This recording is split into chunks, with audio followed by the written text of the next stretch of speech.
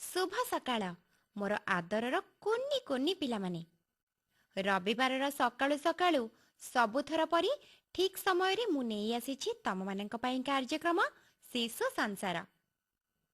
ପିଲାଏ, କାର୍ଯ୍ୟକ୍ରମ ତ ଆରମ୍ଭ କରିବା, ହେଲେ ତା ଆଗରୁ ମୁଁ ତମମାନଙ୍କୁ କିଛି କଥା କହିବାକୁ ଚାହୁଁଛି। ତାହେଲେ ଶୁଣ, ସେଇ କଥାଟି ହେଲା ସ୍ୱାଧୀନତାର କଥା। ଗତକାଲି ତମେ ସବୁ ସ୍ୱାଧୀନତା ଦିବସ ପାଳନ କରିଛ, ପତାକା ଉତ୍ତୋଳନ କରି ଜାତୀୟ ସଙ୍ଗୀତ ଗାଇଥିବ। ହେଲେ ପିଲେ, ସ୍ୱାଧୀନତା ଯେ କେବଳ ପତାକା ଉଡ଼ାଇବା, ଜାତୀୟ ସଙ୍ଗୀତ ଗାଇବା ପାଇଁ ନୁହେଁ। ଏଇ ସ୍ୱାଧୀନତା ଆମର ଛୋଟ ଛୋଟ ଜୀବନରେ ମଧ୍ୟ ଅଛି। ଆସ ଆଜି ସେଇ ବିଷୟରେ ଭଲ ଭାବରେ ବୁଝିବା।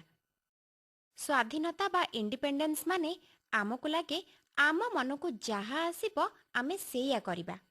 ହଁ, ସ୍ୱାଧୀନତା କଥା କହିଲେ ପ୍ରଥମେ ମନରେ ଆସେ ମୁକ୍ତ ହବା, ଆଜାଦ ଥିବା। ହେଲେ ଏଇ ସ୍ୱାଧୀନତାର ପ୍ରକୃତ ମାନେ ହେଉଛି ନିଜ ପାଇଁ ଭଲ ଓ ଠିକ୍ ବାଟ ବାଛିବାର ଶକ୍ତି। ଏଇ ମନେକର, ତମକୁ କୁହାଯିବ ତୁ ଯାହା ଇଚ୍ଛା କର, କେହି ମନା କରିବେନି। ଏଇ କଥାଟି ଶୁଣିବାକୁ ଭଲ ଲାଗେ ନା?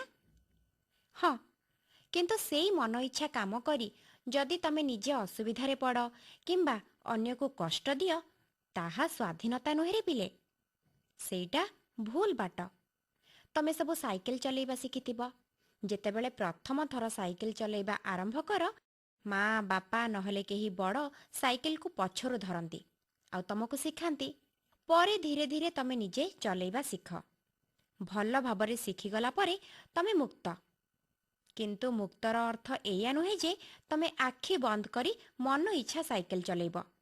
ଏହାର ପ୍ରକୃତ ଅର୍ଥ ହେଲା ତମେ ନିଜେ ଠିକ୍ ବାଟ ବାଛିପାରିବ, ଧୀରେ ଧୀରେ ଚଲେଇବ, ସାବଧାନ ରହିବ, ରାସ୍ତାର ବାମ ପଟରେ ହିଁ ଚଲେଇବ। ଠିକ୍ ସେମିତି ସ୍ୱାଧୀନତା ମାନେ ମନ ଇଚ୍ଛା କାମ କରିବା ନୁହେଁ। ସ୍ୱାଧୀନତାର ମାନେ ନିଜ ପାଇଁ କ'ଣ ଠିକ୍ ତାହା ବାଛିବାକୁ ଶିଖେଇଥାଏ। ହଁ ପିଲାମାନେ, ଯେତେବେଳେ ଆମେ ଠିକ୍ କାମଟିଏ କରିବାକୁ ନିଜେ ନିଷ୍ପତ୍ତି ନେଉ, ସେତେବେଳେ ଯାଇ ଆମେ ପ୍ରକୃତରେ ସ୍ୱାଧୀନ ହଉ। କଥା ତ ବହୁତ ହେଇଗଲେ, ଏବେ ଆସ ଗୀତଟିଏ ଶୁଣି ମନକୁ ହାଲକା କରିବା। ଶୁଣିବା ଦେଶବନ୍ଦନାଟିଏ। ଗାଇଛନ୍ତି ଆୟୁଷେନ୍ ପୃଷ୍ଟି, ରଚନା କରିଛନ୍ତି କ୍ଷୀରୋଦ ଚନ୍ଦ୍ର ପୋଥାଳ। ଦେଖି ନାହିଁ ମୁଁ ସରଗ ପୁରୀ, ଶୁଣିଛି ତାର ନାଁ। ଦେଖି ନାହିଁ ମୁଁ ସରଗ ପୁରୀ, ଶୁଣିଛି ତାର ନାଁ। ଧରାରେ ଯାକୁ ସରଗ ମଣେ, ଧରାରେ ଯାକୁ ସରଗ ମଣେ, ସେଇ ମୋ ମାଟି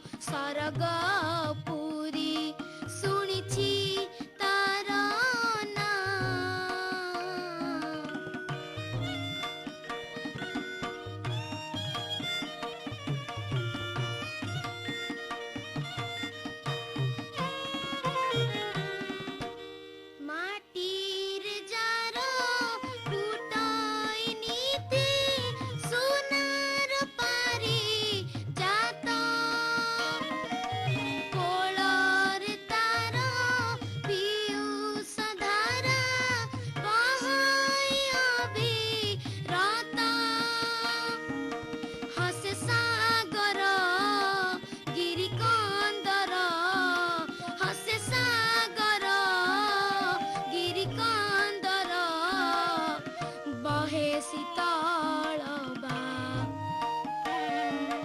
ଦେଖି ନାହିଁ ମୁଁ ସରଗ ପୁରୀ ଶୁଣିଛି ତାର ନାଁ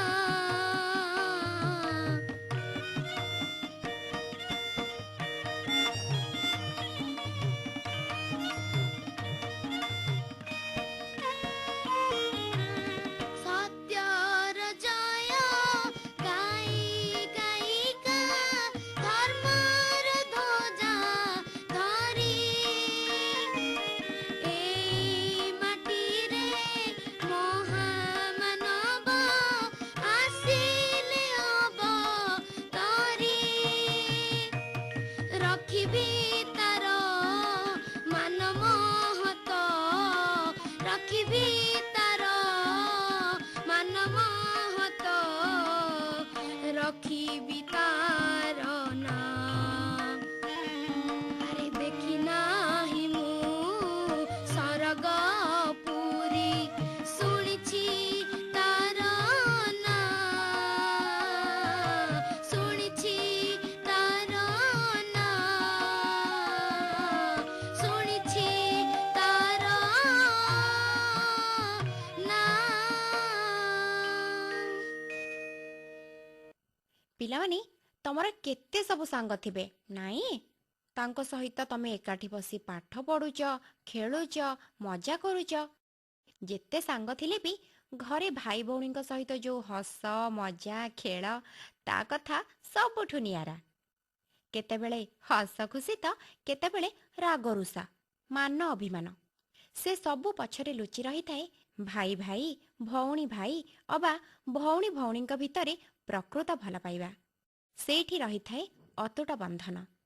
ଆସ ଶୁଣିବା ଗପଟିଏ ମମତାର ବନ୍ଧନ। ଗପଟିକୁ ତମମାନଙ୍କ ପାଇଁ କହିଛନ୍ତି କୈଳାସ ଚନ୍ଦ୍ର ବେହେରା। ସୋଫା ଉପରେ ଚକୋଲେଟ ପ୍ୟାକେଟଟିକୁ ଛଡ଼ାଛଡ଼ି ହେଉଥିଲେ ପିଲା ଦିଓଟି, ବଡ଼ ଭାଇ ମାଧବ ଆଉ ସାନ ଭଉଣୀ ରିଙ୍କି। ଗେହ୍ଲେଇ ହେଇ ରିଙ୍କି କହୁଥାଏ, ମୋତେ ସେଇଟା ଦେ ଲୋ ଭାଇ ଦେ।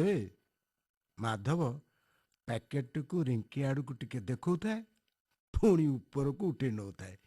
ରିଙ୍କି ଯେତେ ଚେଷ୍ଟା କଲେ ବି ପ୍ୟାକେଟଟିକୁ ଛୁଇଁ ପାରୁନଥାଏ। ହତାଶ ହେଇ ମୁହଁ ବୁଲେଇ ରିଙ୍କି କହିଲା, ତୁ ପା କହୁ ମୁଁ ତ ସୁନା ଭଉଣୀ ତ ପୁଇ, ମୋତେ ନ ଦେଇ ତୁ ଏକା ଚକୋଲେଟ ଖାଇବୁ ସବୁ, ମୋତେ ଗୋଟା ବି ଦେବୁନି।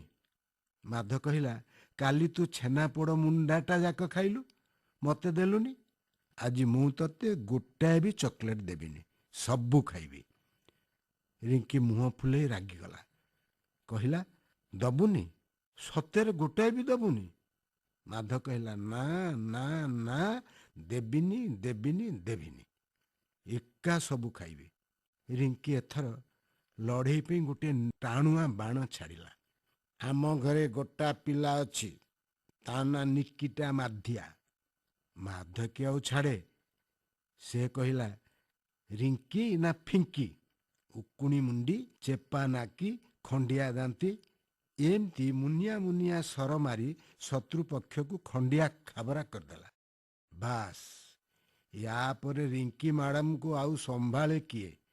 ତାତିଲା ଟିଣ ପରୀକ୍ଷା ହେଇ ଗର୍ଜି ଉଠିଲା, କହିଲା, ଭାଇ ନା ଫାଇ, ତତେ ଆଉ ମୁଁ ଭାଇ ବୋଲି ଡାକିବିନି। ନ ଡାକେ, ମୋତେ ଭାଇ ଡାକିବାକୁ କେତେ ଭଉଣୀ ଅଛନ୍ତି, ଝିଲି ମିଲି ମିଟିକା, ମିଟିକା ନା ଝିଣ୍ଟିକା। କହିଲା ତ ସୋଫା ଉପରୁ ଡେଇଁଲା ରିଙ୍କି। ଏଥର ଲଢ଼େଇ ପାଇଁ ଗୋଟାଏ ଅଲଗା ଉପାୟ ଧଇଲା। ଆଲମିରାରେ ଲୁଚେଇଥିବା ରାକ୍ଷୀଟିକୁ ଆଣି ଭାଇକୁ ଦେଖେଇ ଦେଖେଇ କହିଲା, ଏ ରାକ୍ଷୀକି ମୁଁ କାଲି ମୋ ମିଟୁ ଭାଇକୁ ପିନ୍ଧେଇବି। ମାଧ କହିଲା, ମାମୁଁ ଘରକୁ ଗଲେ ସିନା ମିଟୁ ଭାଇକୁ ପିନ୍ଧେଇବୁ, ହାତ ପତେଇ ମାଗିବୁ, ମିଟୁ ଭାଇଲୋ ମୋତେ ଚକୋଲେଟ ଦେ, ଯା ଲୋ ଖଣ୍ଡିଆ ଦାନ୍ତି ଯା, ଚକୋଲେଟ ମାଗି ଖାଇବୁ। ମାଧବର ଦ୍ୱିତୀୟବାର ଏ ଖଣ୍ଡାଟା ରିଙ୍କିକୁ ବହୁତ ଖଣ୍ଡିଆ ଖାବରା କରି ପକେଇଲା। ସତେ ଯେମିତି ତାର ଆଉ ଗୋଟାଏ ଦାନ୍ତ ଭାଙ୍ଗିଗଲା।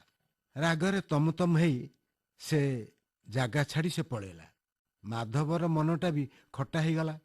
ଲଢ଼େଇ କରିବାକୁ ଆହୁରି ମନ ଚାହୁଁଥିଲା, ହେଲେ ଲଢ଼େଇ ଥପ୍। ନାକ କାନ୍ଦୁରି ଝିଅଟା ମା ପାଖରେ ଆଖି ମଳି ମଳି ଗୋଡ଼ କଚାଡ଼ି କଚାଡ଼ି ଅଭିଯୋଗ ଅଜାଡ଼ି ଚାଲିଲା। ମା ସବୁ ଶୁଣିଲେ। କହିଲେ, କ'ଣ ହେଲା? ମୋ ସୁନା ନାକି ଝିଅକୁ କହିଲା ଚେପା ନାକି? ବାପା ଅଫିସରୁ ଫେରନ୍ତୁ, ତା କଥା ବୁଝା ହବ। ବାପା ଅଫିସରୁ ଫେରିଲେ। ଝିଅ ପାଇଁ ବଢ଼ିଆ ଚିକିମିକିଆ ଦାମୀ ଫ୍ରକ୍ଟି ଆଣିଥିଲେ।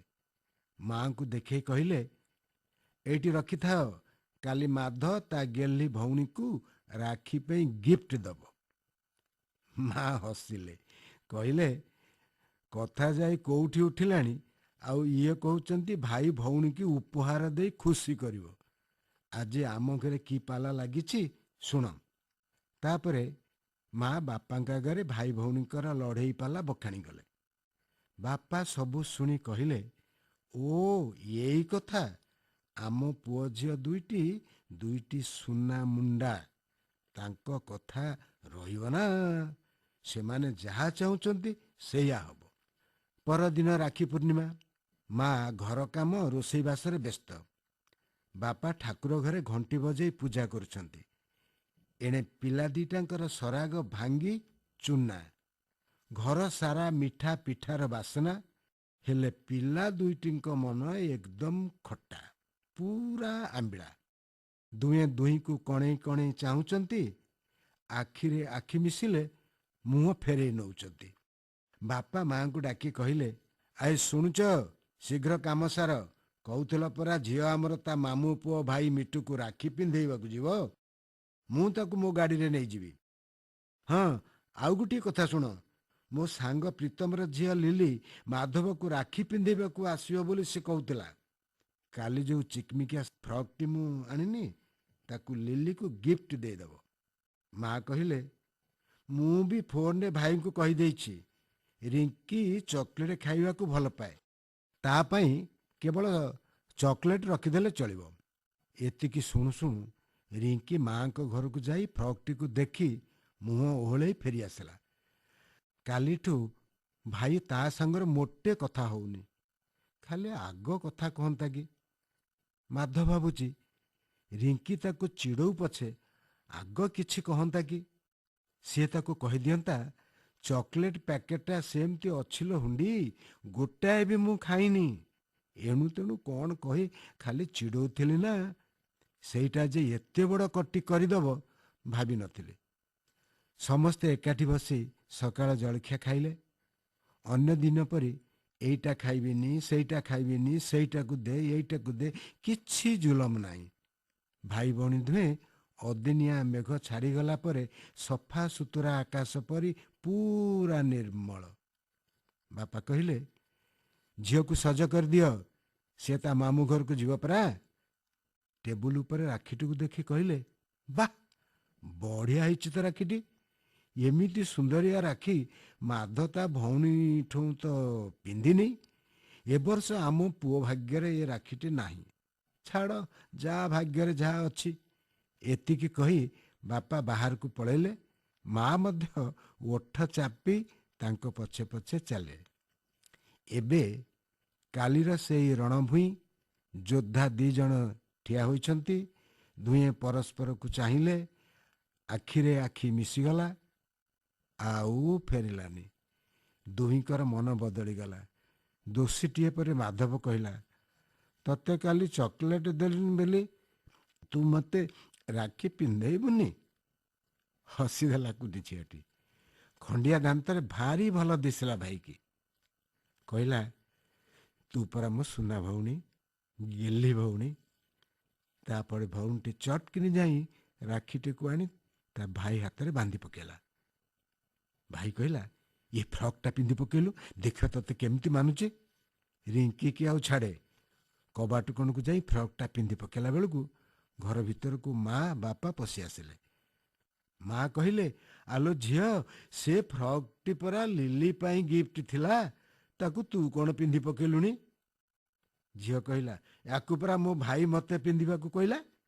ମାଧବ ବାପା ମାଙ୍କୁ ମୁଣ୍ଡିଆ ମାରିବା ଦେଖି ଧାଇଁଗଲା ତା ବାପା ମାଙ୍କ ପାଖକୁ ମୁଣ୍ଡିଆ ମାରିବାକୁ। ବାପା ତାକୁ କୋଳେଇ ନେଇ କହିଲେ, ହେଲା ହେଲା ଲୋ, କ'ଣ କହୁଥିଲି? ମା କହିଲେ, ଖଣ୍ଡିଆ ଦାନ୍ତୀ। ତାପରେ ଖାଲି ହସର ଢେଉ ଛୁଟିଲା। ବାପା କହିଲେ, ମୁଁ କ'ଣ କହୁଥିଲି? ପିଲା ଦିଟି ଆମର ଦିଟି ସୁନା ମୁଣ୍ଡା। ହାତ ଯୋଡ଼ି ମା କହିଲେ, ଠାକୁରେ ଭାଇ ଭଉଣୀଙ୍କର ଏ ମମତାର ବନ୍ଧନ ଅତୁଟ ରହୁ। ଏବେ ତମମାନଙ୍କ ପାଇଁ ରହିଛି ଭଜନଟିଏ। ବିଷ୍ଣୁଚରଣ ସାହୁଙ୍କ ରଚନାରୁ ଗୀତଟିକୁ ତମମାନଙ୍କ ପାଇଁ ଗାଇଛନ୍ତି ଆୟୁଷେନ୍ ପୃଷ୍ଟି।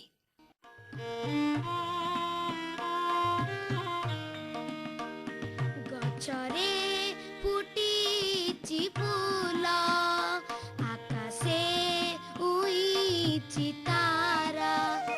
ଗଛରେ ଫୁଟିଛି ଫୁଲ, ଆକାଶେ ଉଇଛି ତାରା। ଖୋଜୁଛି ଯେଉଁଠି ତୁମେ ତ ସେଇଠି, ଖୋଜୁଛି ଯେଉଁଠି ତୁମେ ତ ସେଇଠି। ତୁମେ ତ ଜଗତ ସାରା ପ୍ରଭୁ, ତୁମେ ତ ଜଗତ ସାରା। ଗଛରେ ଫୁଟିଛି ଫୁଲ, ଆକାଶେ ଉଇଛି ତାରା।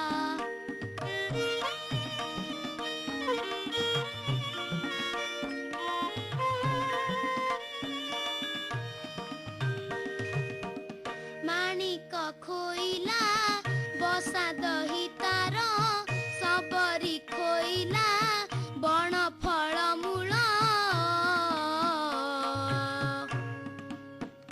ଲୁଚକାଳି ଖେଳ ଖେଳୁଥା ତୁମେ, ଲୁଚକାଳି ଖେଳ ଖେଳୁଥା ତୁମେ।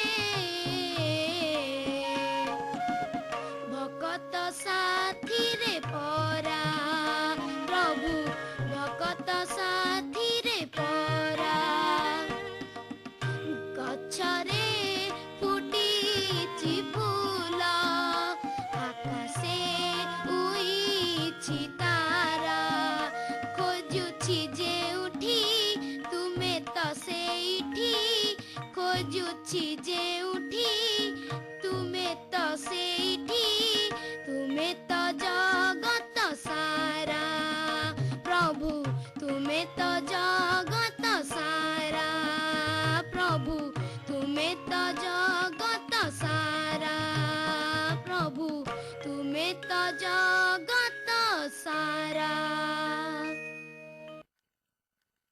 ପିଲେ, ତମେମାନେ ହେଉଛ ଆମ ଦେଶର ଭବିଷ୍ୟତ। ତମେ ସୁସ୍ଥ ଆଉ ଖୁସି ରହିଲେ ପରିବାର ଓ ଏ ସମାଜ ମଧ୍ୟ ଖୁସି ରହେ। ତମେ ଯଦି ନିୟମିତ ଯୋଗ ଅଭ୍ୟାସ କରିବ, ତମ ଶରୀର ସୁସ୍ଥ ରହିବା ସହିତ ମନ ମଧ୍ୟ ଖୁସି ରହିବ, ଏକାଗ୍ରତା ବଢ଼ିବ, ପାଠପଢ଼ାରେ ମନ ଲାଗିବ। ହଁ ପିଲେ, ଏଇ ଯୋଗ ତମମାନଙ୍କ ପାଠପଢ଼ାରେ ସୁପର ହିରୋ ବନେଇଦେବ। ତାହେଲେ ପ୍ରତିଦିନ ସକାଳେ ହେଉ ଅବା ସନ୍ଧ୍ୟାରେ କିଛି ସମୟ ଯୋଗ ନିଶ୍ଚୟ କରିବ। ଯୋଗ ଆମ ସ୍ୱାସ୍ଥ୍ୟ ପାଇଁ କ'ଣ କ'ଣ ଉପକାର କରେ, ଆସ ଶୁଣିବା। ତମମାନଙ୍କ ପାଇଁ କହିଛନ୍ତି ସୁରେନ୍ଦ୍ରନାଥ ତ୍ରିପାଠୀ। ଜାଣିଛ ପିଲାମାନେ, ଆମ ଦେଶ ଭାରତବର୍ଷ ଏକ ପ୍ରାଚୀନ ଓ ପବିତ୍ର ଦେଶ। ଏହାକୁ ଋଷି ମୁନିଙ୍କ ଦେଶ ବୋଲି ସମସ୍ତେ ଜାଣନ୍ତି। ଆଜିକି ହଜାର ହଜାର ବର୍ଷ ପୂର୍ବରୁ ଆମ ଦେଶର ମୁନି ଋଷିମାନେ ଜଙ୍ଗଲରେ ଆଶ୍ରମ କରି ଯଜ୍ଞ ଓ ତପସ୍ୟା ଦ୍ୱାରା ବିଶ୍ୱବାସୀଙ୍କର ମଙ୍ଗଳ କାମନା କରୁଥିଲେ। ସେମାନେ ନିଜ ନିଜର ଶରୀରକୁ ସୁସ୍ଥ ଓ ମନକୁ ପ୍ରଫୁଲ୍ଲ ରଖିବା ପାଇଁ ମହାଋଷି ପାତଞ୍ଜଳିଙ୍କ ଦ୍ୱାରା ପ୍ରସ୍ତୁତ ଯୋଗକୁ ଅଭ୍ୟାସ କରୁଥିଲେ। ଫଳରେ ଜଙ୍ଗଲରେ ରହିଥିଲେ ମଧ୍ୟ ସେମାନେ ସର୍ବଦା ସୁସ୍ଥ ଓ ନିରୋଗ ରହିପାରୁଥିଲେ। ଏହି ଯୋଗକୁ ପୃଥିବୀବାସୀ ଶିକ୍ଷା କରି ନିଜ ଜୀବନକୁ ସରସ ସୁନ୍ଦର କରନ୍ତୁ ବୋଲି ଆମ ଦେଶର ପ୍ରଧାନମନ୍ତ୍ରୀ ନରେନ୍ଦ୍ର ମୋଦି ମିଳିତ ଜାତିସଂଘରେ ପ୍ରସ୍ତାବ ରଖିଥିଲେ। ଜାତିସଂଘ ସେ କଥାକୁ ମାନିନେବା ଫଳରେ ଗତ 2015 ମସିହାରୁ ପ୍ରତ୍ୟେକ ବର୍ଷ ଜୁନ 21 ତାରିଖକୁ ବିଶ୍ୱବାସୀ ଯୋଗ ଦିବସ ଭାବରେ ପାଳନ କରି ଆସୁଛନ୍ତି। ଆମ ଦେବଭୂମି ଭାରତବର୍ଷରୁ ଜନ୍ମ ନେଇଥିବା ଏହି ଯୋଗ ଆଜି ବିଶ୍ୱବାସୀଙ୍କର ଅତି ଆପଣାର ହୋଇପାରିଛି। ଏହି ଯୋଗ ଶବ୍ଦଟି ସଂସ୍କୃତ ଯୁଜ୍ ଶବ୍ଦରୁ ଆସିଅଛି, ଯାହାର ଅର୍ଥ ହେଉଛି ଯୋଡ଼ିବା। ଆମ ଶରୀରକୁ ମନ ସହିତ ଏଇ ଯୋଗ ଯୋଡ଼ିଥାଏ, ପୁଣି ଆମ ମନକୁ ପ୍ରକୃତି ସହିତ ସେଇ ଯୋଗ ହିଁ ଯୋଡ଼େ। ଆଜିକାଲିର ଦୁନିଆରେ କି ପିଲା କି ବୟସ୍କ ସମସ୍ତେ ନିଜ ନିଜ କାମରେ ଧାଇଁଛନ୍ତି। କାହାରିକୁ ଟିକେ ନିଶ୍ୱାସ ଛାଡ଼ିବାକୁ ବେଳ ନାହିଁ। ଆମେ ସମସ୍ତେ ଯନ୍ତ୍ର ଭଳି କାମ କରି ଚାଲିବା ଦ୍ୱାରା ନିଜକୁ ଭୁଲି ଯାଉଛୁ। ବୁଝିଲ ପିଲାମାନେ, ଆମେ ଟିକେ ସମୟ ପାଇଲେ ମୋବାଇଲ ଫୋନରେ ବ୍ୟସ୍ତ ରହୁଛେ, ଆଉ ବିଭିନ୍ନ କାର୍ଯ୍ୟର ଚାପରେ ବି ଆସିଯାଉଛେ। ଏହି ପରିସ୍ଥିତିରେ ଆମେ ଯଦି ନିୟମିତ ଯୋଗ କରିବା, ତେବେ ତାହା ଆମକୁ ବିଭିନ୍ନ ବିପଦରୁ ରକ୍ଷା କରିପାରିବ। ଯୋଗ କରିବା ଦ୍ୱାରା ଆମର କେବଳ ମାନସିକ ଚାପ ବା ଗୁଡ଼ାଏ ଚିନ୍ତା କଲେ ଉଚ୍ଚ ରକ୍ତଚାପ ଏବଂ ଶାନ୍ତି ଦେଇଥାଏ। ଯୋଗ ଆମ ଶରୀରର ଏକ ସୁରକ୍ଷା ବଳୟ ସଦୃଶ କାମ କରେ। ବୁଝିଲ ପିଲାଏ, ଯୋଗ ହେଉଛି ବିନା ମୂଲ୍ୟରେ ମିଳୁଥିବା ଆମର ପ୍ରାଣରକ୍ଷାକାରୀ ଏକ ଅମୂଲ୍ୟ ଔଷଧ। ଏହା କେବଳ ଏକ ଶାରୀରିକ କସରତ ନୁହେଁ, ବରଂ ଏକ ସୁନ୍ଦର ପ୍ରାକୃତିକ ଚିକିତ୍ସା।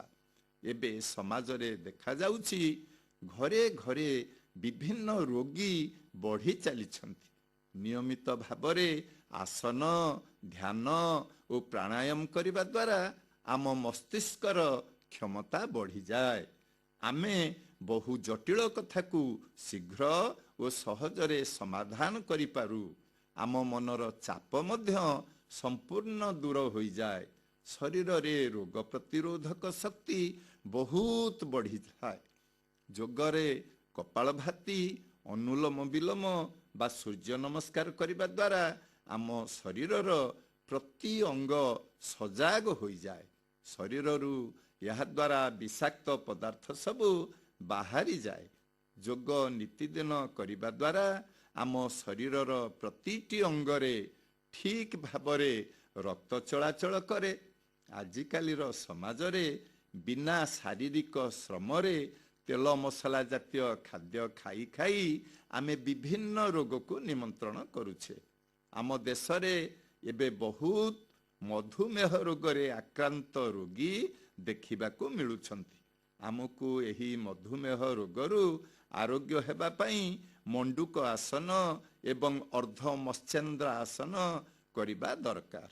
ଏହା ଫଳରେ ଆମର ଅଗ୍ନାଶୟ ଠିକ୍ ଭାବରେ କାମ କରେ, ତେଣୁ ଇନ୍ସୁଲିନ୍ ସ୍ତର ନିୟନ୍ତ୍ରଣରେ ରୁହେ।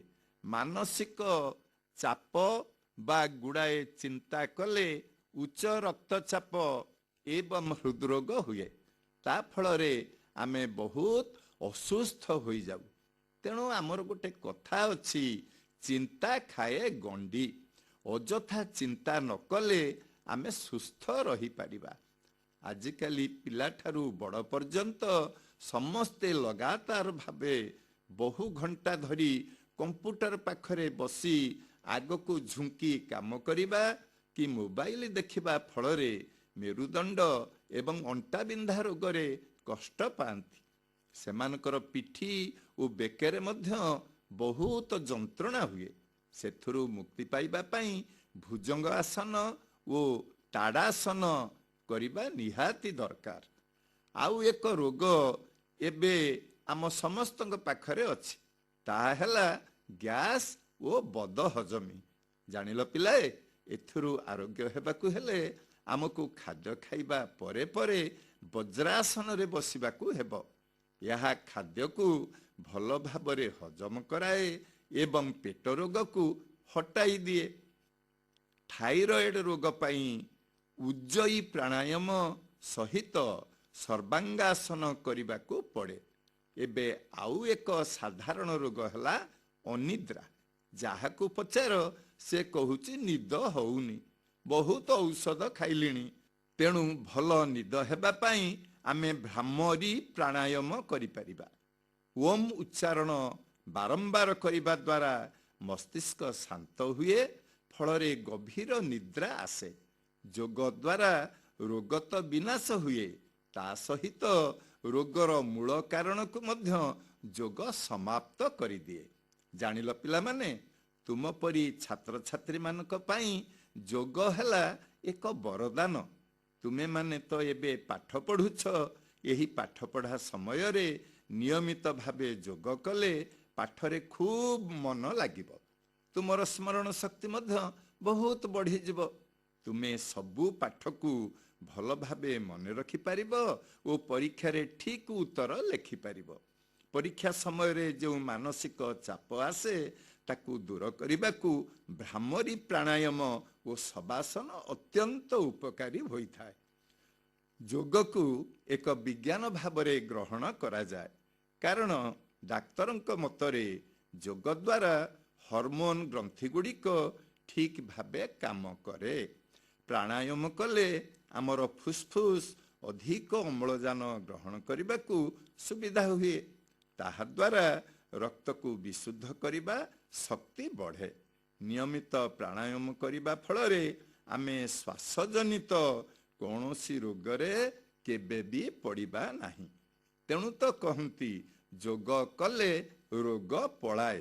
ବୁଝିଲ ପିଲାମାନେ, ଏହି ଯୋଗ କେବଳ ଆମ ଶରୀରରୁ ରୋଗକୁ ତଡ଼େ ନାହିଁ, ବରଂ ରୋଗ କେମିତି ଶରୀରକୁ ଆସିପାରିବ ନାହିଁ ତାର ବ୍ୟବସ୍ଥା ବି କରେ।